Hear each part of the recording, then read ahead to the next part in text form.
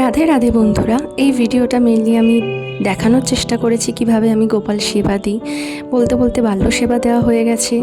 এরপর আমি গোপালদের একটু স্নান করিয়ে নিচ্ছি। অল্প জলেই স্নান করাচ্ছি, কারণ কিছুদিন ধরে বেশ বৃষ্টি হচ্ছে। ওয়েদার ঠান্ডা হচ্ছে না, কিন্তু বৃষ্টিটা ভালোই হচ্ছে। যাতে গোপালদের ঠান্ডা না লাগে তার জন্য অল্প জল ব্যবহার করেছি। এরপর আমি সুন্দর করে সাজিয়ে নিয়েছি গোপুসোনাদের। সিঙ্গার একদম হালকা রেখেছি এবং দুপুরের ভোগও দিয়ে দিয়েছি।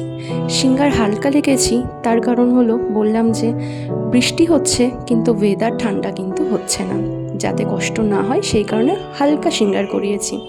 এই করতে করতে হঠাৎ দেখি বাইরে প্রচণ্ড বৃষ্টি শুরু হলো।